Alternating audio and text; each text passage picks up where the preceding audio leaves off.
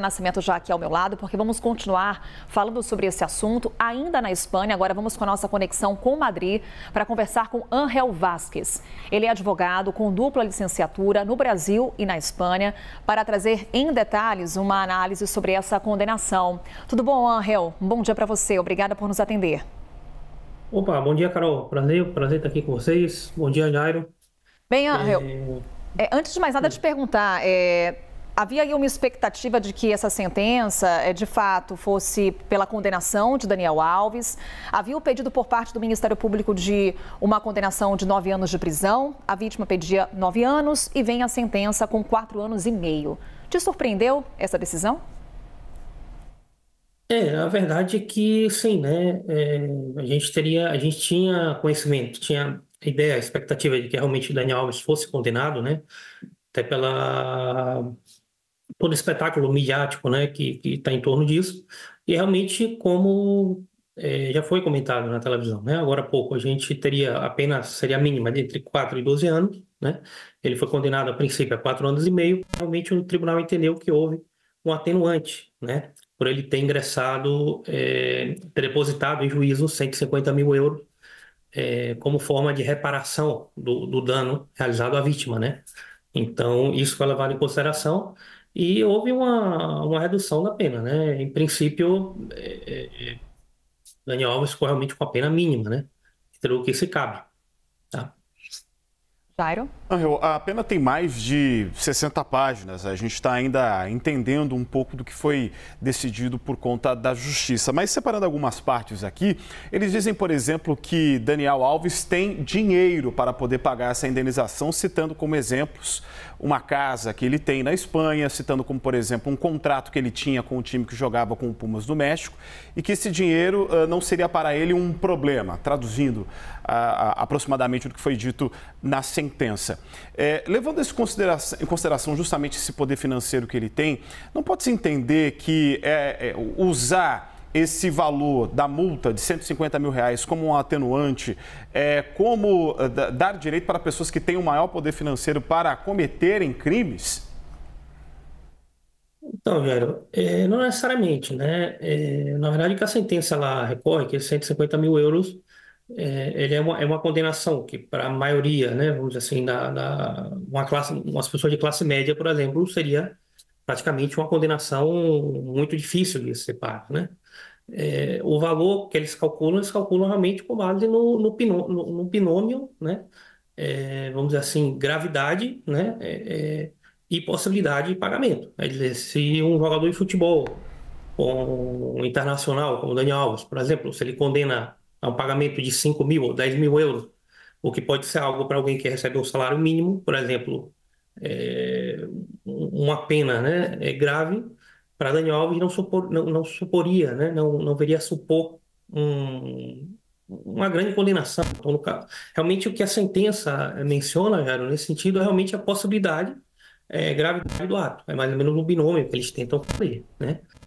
Porque realmente o valor não é que permita que a gente tenha que o rico possa cometer delito nem nada disso. Simplesmente esse valor ele vai se elevar ou se reduzir de acordo realmente com a possibilidade financeira, nesse caso do delinquente, né? Do suposto delinquente. Tá bom? Ángel, eu vou na linha aqui dos atenuantes e agravantes, porque Daniel Alves, ele mudou de versão durante esse processo, pelo menos aqui 5 vezes. Nessa última versão, durante o julgamento, ele falou em embriaguez, que tinha consumido bebidas alcoólicas antes de ir para a boate e ingeriu mais bebida alcoólica também naquela noite. É um agravante essa mudança de versão? Ao mesmo tempo, a embriaguez na Espanha é considerada um atenuante e foi considerada nesse caso de Daniel Alves?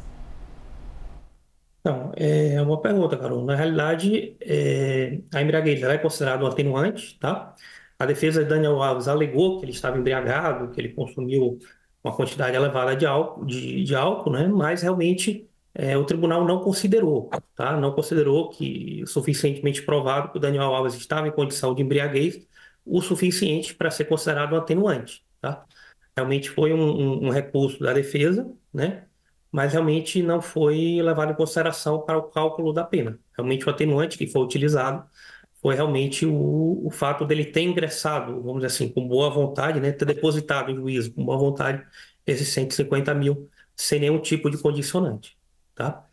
Jairo? Então, realmente não é considerado um atenuante, mas o tribunal não considerou para o caso de Daniel Alves, tá? É Apesar da interessante. defesa ter olhado. Desculpe, doutor, é até interessante que eles citam, né? Não podemos concluir que as faculdades psicofísicas do acusado foram alteradas. Citam até que ele estava andando normalmente, que é possível ver uma das câmeras da boate. Eu tenho uma pergunta, a gente está acompanhando também toda a repercussão desse caso nas redes sociais. Eu tenho visto muitas pessoas questionando justamente isso, porque a gente não pode comparar o que se faz aqui no Brasil com a Espanha, porque são leis diferentes. O que acontece com o Daniel Alves daqui para frente? Supondo que, de fato, independentemente do fato de recorrer, ele vá cumprir daqui para frente esta pena. O que ele já cumpriu até agora de forma preventiva vai valer, ele começa a cumprir a pena do zero e também na sentença fala-se sobre uma condicional de 5 anos. Ele é obrigado a fazer isso na Espanha, é feito com tornozeleira eletrônica. Como funciona esse processo, doutor? Então, velho, assim, em realidade, a prisão preventiva que o Daniel Alves já cumpriu, ela realmente contabiliza por esses 4 anos e meio, tá? Então, na Espanha, a gente tem, vamos dizer assim, diversos graus de prisão, né? Então, o Daniel Alves, ele já cumpriu 1 ano e 2 meses, 1 ano e 1 mês aproximadamente, né? E a gente fez aqui umas contas rápidas e eu entendo que ele poderia sair da prisão para realizar determinadas atividades, tá? Quando ele cumprir 1/3 da pena, tá? Seria o caso, imagine que que ele possa provar que ele tem alguma atividade fora da prisão. Obviamente, ele tem que pedir uma autorização e ele tem que seguir mantendo um bom comportamento, como ele vem mantendo até hoje, né? Então, quando ele cumprir 1/3, ele pode ter determinadas autorizações para saídas específicas, né? E voltar. Que isso seria mais ou menos, pelas nossas contas, agora já em julho de 2024, né? Em julho de 2025, ele já cumpriria 2 anos e meio da pena, ele já cumpriria metade, 2 anos e 2 meses aproximadamente, seria metade da pena. Então, ao cumprir 50% da pena, ele já poderia, por exemplo, sair para dormir em casa, ter autorizações para sair da prisão, e seria realmente se reintegrando pouco a pouco na sociedade, né?